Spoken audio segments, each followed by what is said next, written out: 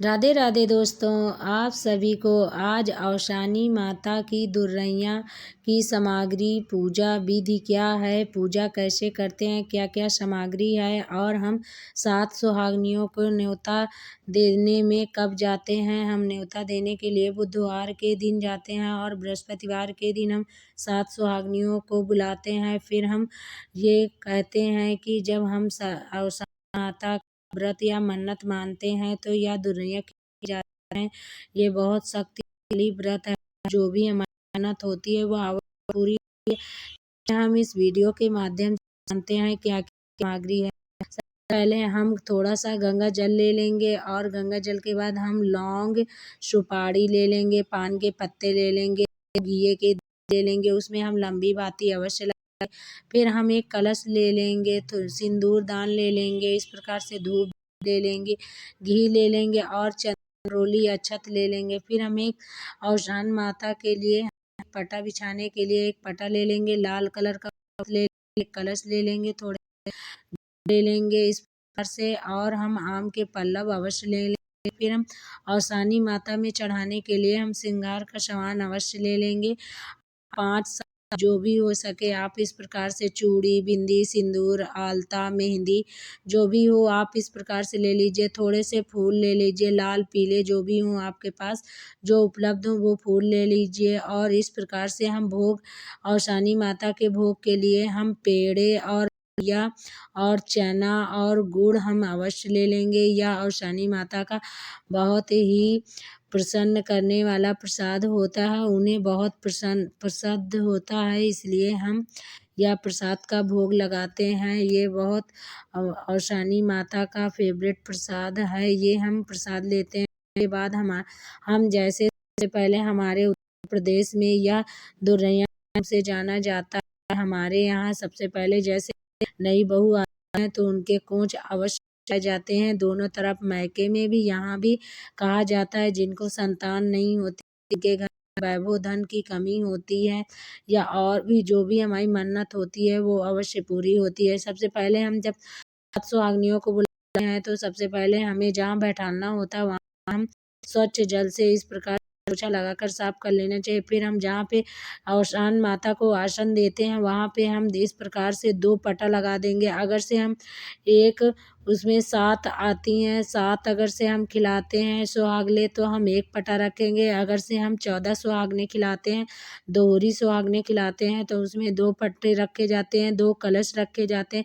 इस प्रकार से हम कलश ले लेंगे। कलश में हम गंगा जल, स्वच्छ जल भर लेंगे और उसमें हम थोड़ी इस प्रकार से मौली बांध, मौली के बाद हम गेहूँ ले लेंगे, गेहूँ या जौ। फिर हम आम पल्लव लगा देंगे और कलश के अंदर हम पान या सुपारी कुछ भी इस प्रकार से हम कलश को खाली नहीं देते, इसे हम कलश के अंदर भी डाल देंगे। फिर हम जौ के ऊपर रख के हम इस प्रकार से चारों तरफ लंबे दिए बाती लगाई जाती हैं तो हम दिया जला देंगे, धूप जला देंगे। इसके बाद हम फिर टीका अवश्य करेंगे। फिर इसमें हम मिट्टी की डेली रखी जाती हैं, 5 या 7 डेली रखी जाती हैं गौरी माता के साथ। कहते हैं मिट्टी की गौरी रखने, मिट्टी की डेली और गौरी माता की ही इसमें पूजा की जाती है, यही शुभ माना जाता है। मेन पूजा यही होती है गौरी माता की। और हम गौरी माता को गोबर के, गाय के गोबर से बनाते हैं। गोबर, गाय का गोबर ना हो तो आप भैंस का भी गोबर ले सकते हैं इस प्रकार से। फिर हम सर्वप्रथम हम गणेश जी की पूजा करते हैं तो पान के ऊपर हम गणेश जी स्थापित कर देंगे। फिर हम गौरी माता और औशानी माता का नाम लेकर इस प्रकार से हम सुहाग चढ़ाएंगे। चूड़ी, बिंदी और कलर आलता आता है वो चढ़ा देंगे। फिर हम दक्षिणा चढ़ा देंगे।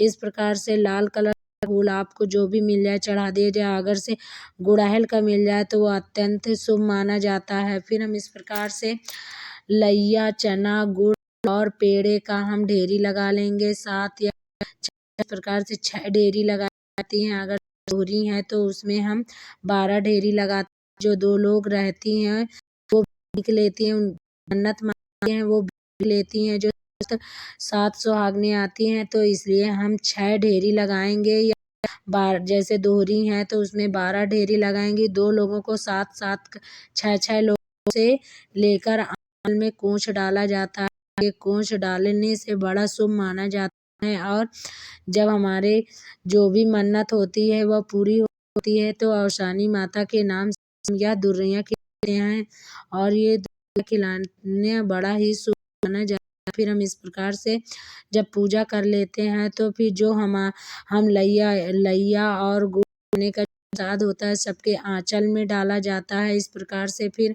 आंचल में डालने के जो हम कहानी सुनते हैं हाथ में लेकर, जैसे चना और गुड़ और पेड़े का हम गोली बनाते हैं।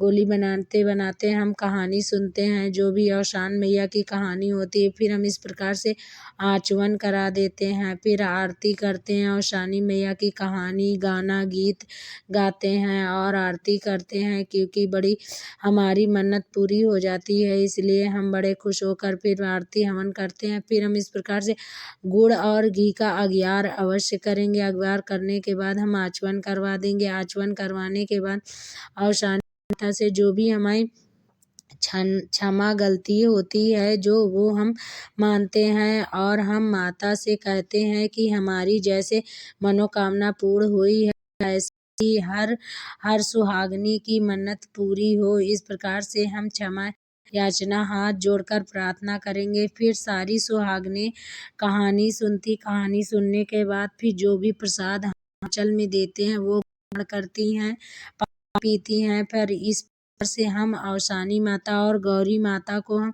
जो सुहाग की चीज़ें चढ़ाते हैं, जैसे हम 7 सुहागनी हैं तो हम 7 या 6 इस प्रकार से हम बिंदी, चूड़ी के पत्ते हैं, चूड़ी हैं भी हैं और सिंदूर हैं, ये सब हम लेकर चढ़ा देते हैं। फिर जो सुहागनी मुँह के बाद आचमन करने के बाद फिर हम गौरी माता को सिंदूर दान करती हैं, सिंदूर चढ़ाती हैं। फिर उसके बाद अपने मांग में लगाती हैं कि हमारे बच्चे और हमारा हमेशा सुहाग बना रहे, इस मनोकामना गौरी माता से करके फिर वो चढ़ाती हैं। फिर जो सुहाग की चीज़ें होती हैं, जैसे सिंदूर लगाया जाता है, बिंदी लगाया जाता है, लौंग ली जाती हैं।